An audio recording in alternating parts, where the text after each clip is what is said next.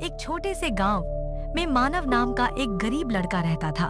मानव के बचपन में ही उसके पिता का देहांत हो गया था और उसकी माँ राधा गांव के घरों में झाड़ू बर्तन का काम करके किसी तरह 2 वक्त की रोटी जुटाती थी। राधा में एक खास बात थी कि वो जो कुछ भी पकाती उसमें ऐसा स्वाद होता कि लोग उंगलियां चाटते रह जाते। एक दिन राधा अपनी टूटी फूटी रसोई में बैठकर कचौड़ियां बना रही थी, जिसकी महक आस पड़ोस तक फैल गई। माँ, आज तो गजब की खुशबू आ रही है। क्या माल की महक है? लगता है कचौड़ियाँ बन रही हैं। ये कह के मानव कचौड़ियाँ उठाने लगता है। तभी राधा ठोकती है, अरे पगले, अभी गर्म है, मुंह जल जाएगा, थोड़ी देर ठहर जा, फिर खाने को दूंगी। इतने में दरवाजे पर पड़ोसन शांता आई। अरे ओ राधा, आज क्या बना रही है? अरे महक तो पूरे मोहल्ले में फैल गई है, मुझे तो कचौड़ी की खुशबू आ रही है ना? हाँ शांता चाची, माँ कचौड़ियाँ बना रही हैं और माँ के हाथों में ऐसा जादू है कि एक बार खाओगी तो भुला ही नहीं पाओ। अरे हाँ, ये बात तो पूरे गांव को पता है। राधा, मुझे भी एक कचौड़ी दे दे बहन, मुंह में पानी आ रहा है। अरे क्यों नहीं दीदी, आइए ना बैठिए।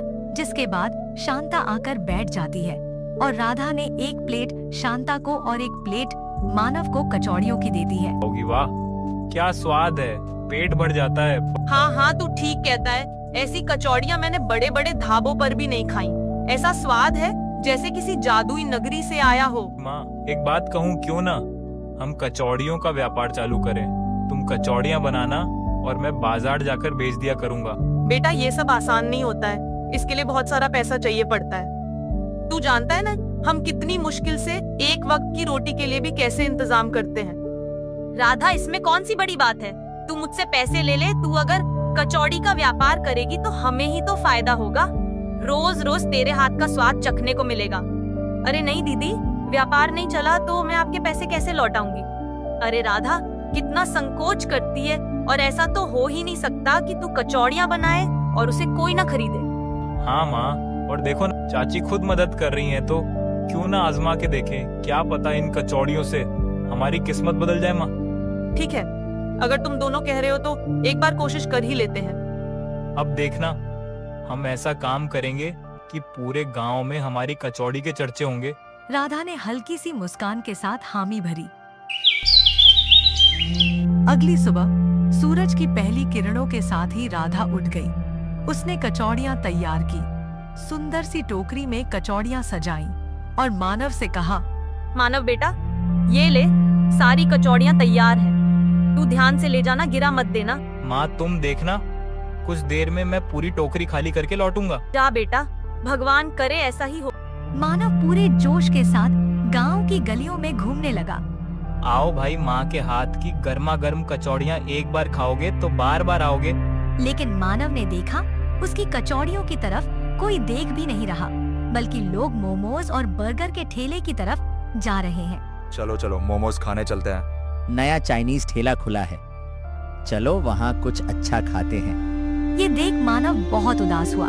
उसने कई घंटों तक अपनी कचौड़ियों को बेचने की कोशिश की, गलियों में, चौक पर, यहाँ तक कि स्कूल के बाहर भी। पर हर जगह लोग आधुनिक खाने की ओर भाग रहे थे। धीरे धीरे शाम ढलने लगी। थका हारा, मायूस और सिर झुकाए मानव घर लौट आया। दरवाजे पर चिंता में डूबी राधा खड़ी थी।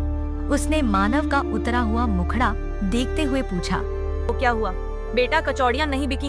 मानव ने टोकरी उतारी, जिनमें अब भी सारी कचौड़ियाँ भरी हुई थीं। माँ, हमारी कचौड़ियों को किसी ने नहीं खरीदा। अब तो जमाना बदल गया है, बस मोमो, चाउमीन और बर्गर चाहिए। भला हमारी कचौड़ी कौन खाएगा? बेटा, हार मानना आसान होता है, मगर फिर उठना असली बहादुरी वही है। और आज तो पहला दिन है, व्यापार चलने में समय लगता है। मानव की आंखों में आंसू थे, लेकिन माँ की बातें सुनकर उसमें फिर से एक हल्की सी उम्मीद की किरण जग गई। हाँ माँ, तुम ठीक कहती हो, हम कल फिर कोशिश करेंगे। ये सुन राधा मुस्कुरा देती है। अगली सुबह उसने फिर से वही कचौड़ियाँ बनाई, उन्हें टोकरियों में सजाया। इसके बाद मानव उसे लेकर बाजार की ओर चल दिया। लेकिन आज फिर वही हुआ जो कल हुआ था। सुबह से दोपहर हो गई, लेकिन कोई भी कचौड़ियों की तरफ देख भी नहीं रहा था। बस मोमोज, चाउमीन और बर्गर पर टूटे जा रहे थे। थक हार कर मानव एक कोने में बैठ गया। तभी उसके दिमाग में एक चतुराई भरी तरकीब आई। वह उठा और बाजार के बीच खड़ा होकर जोर जोर से चिल्लाने लगा। कचौड़ियाँ खाओ, कचौड़ियाँ, वो भी मुफ्त में। जी हाँ, मुफ्त में। जल्दी आओ, जल्दी खाओ, ऑफर पहले 10 लोगों के लिए है। लोगों का ध्यान अचानक उसकी तरफ गया। सब खाना छोड़ मानव की तरफ देखने लगे। अरे भाई चलो देख कर आते हैं। धीरे धीरे बहुत सारे लोग जुट गए। जैसे ही उन्होंने कचौड़ी का पहला टुकड़ा मुंह में रखा, हैरानी से उनकी आंखें चौड़ी हो गईं। अरे ये तो कमाल का स्वाद है, मैंने ऐसी कचौड़ी पहले कभी नहीं खाई। भाई ये कचौड़ी तो बर्गर और मोमोज से 1000 गुना स्वादिष्ट है। लोगों की तारीफें सुनकर भीड़ और बढ़ने लगी। धीरे धीरे जो लोग चाउमीन और बर्गर की दुकानों की तरफ जा रहे थे, वे सब लौटकर मानव की ओर आने लगे। आधे घंटे में ही सारी कचौड़ियां बिक गईं। पैसे को मुट्ठी में कसकर मानव ने गिनती की। ये देख के मानव बहुत खुश था। शाम को वो दौड़ते हुए घर पहुंचा। राधा आंगन में बैठी थी। माँ, सब बिक गया और ये देख कितना मुनाफा हुआ है। पैसे देख राधा की आंखों में चमक आ गई। भगवान का शुक्र है, मुझे तो लगा था आज भी ग्राहक नहीं मिलेंगे। माँ, ऐसी भीड़ लगी थी कि पल भर में सारी कचौड़ियाँ खत्म हो गईं। कल से हम और ज्यादा कचौड़ियाँ बनाएंगे। मानव हमेशा की तरह मुस्कुराता हुआ अपनी टोकरियों के साथ बाजार जा रहा था। ये ससुरा मानव हमारे धंधे में आग लगा दी। सही कह रहे हो, सारा धंधा ही चौपट कर दिया है। पहले कितना व्यापार होता था और अब तो खाने के भी लाले पड़ने लगे हैं। हाँ, इसका तो कुछ करना पड़ेगा। करता हूँ भाइयों, कल से ये कचौड़ी वाला यहाँ नहीं दिखेगा। अरे क्या करने वाला है तू उसके साथ? बस तू देखता जा। अगले दिन मानव हमेशा की तरह मुस्कुराता हुआ अपनी टोकरियों के साथ बाजार जा रहा था। तभी 4-5 हट्टे कट्टे लोग उसे चारों तरफ घेर कर खड़े हो गए। ऐ छोरे, आज तो तू गया।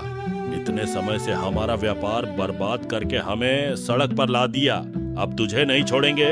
इतने दिन से हमारे पेट पर लात मार रहा है, आज तुझे मजा चखाते हैं। मानव घबराकर पीछे हटा, पर तभी 2 आदमी उसे पीछे से घेर लेते हैं। मानव कुछ बोल पाता, इससे पहले ही उन्होंने उसे धक्का दिया।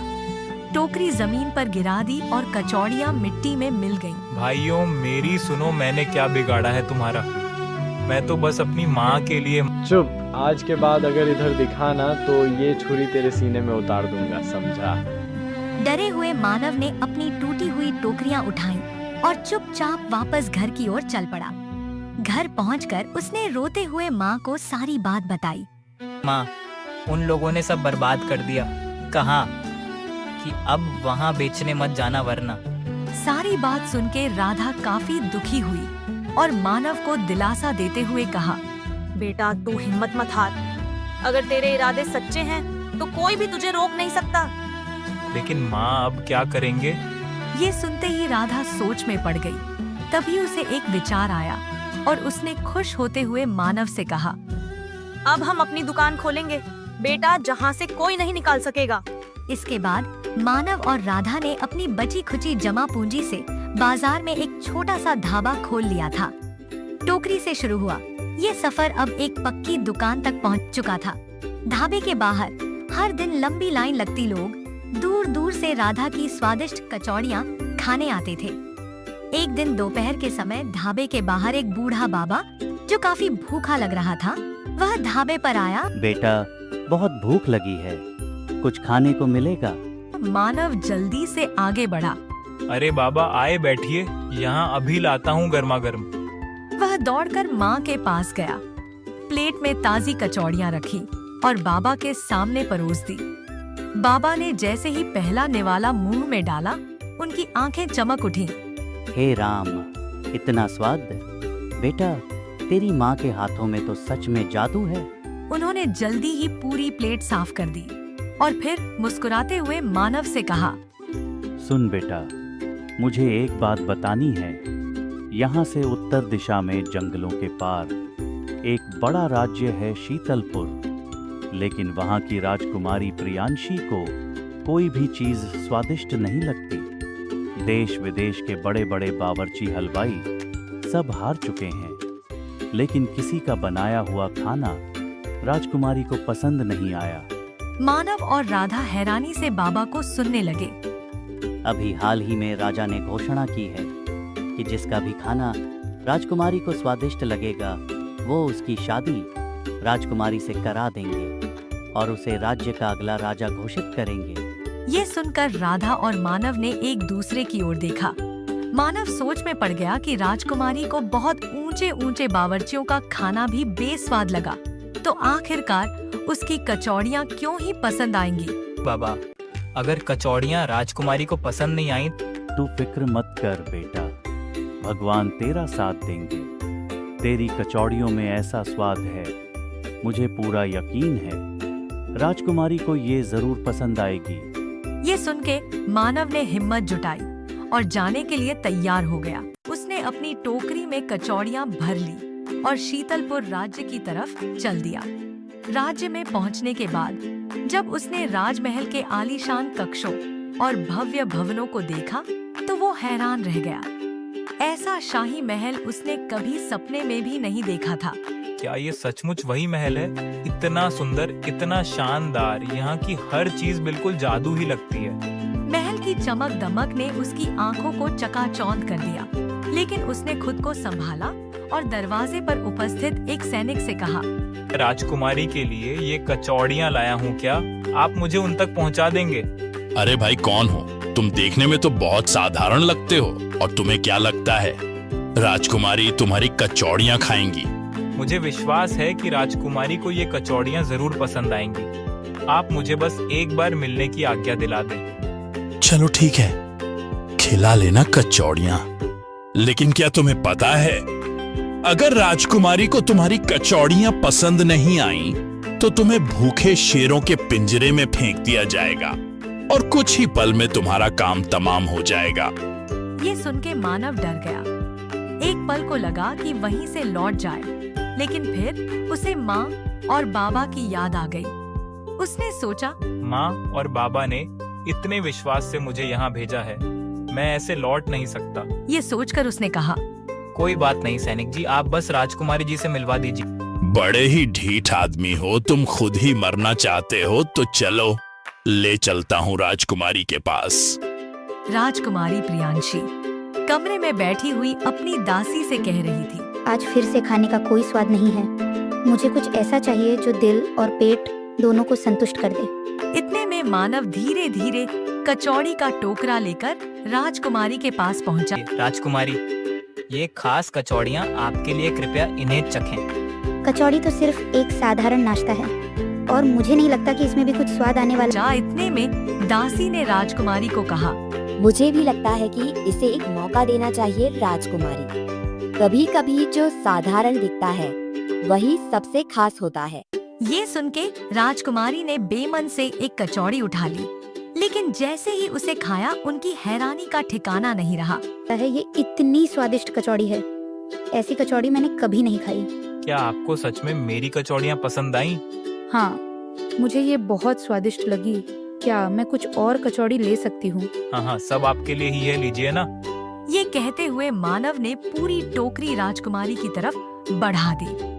राजकुमारी पागलों की तरह उन कचौड़ियों पर टूट पड़ी।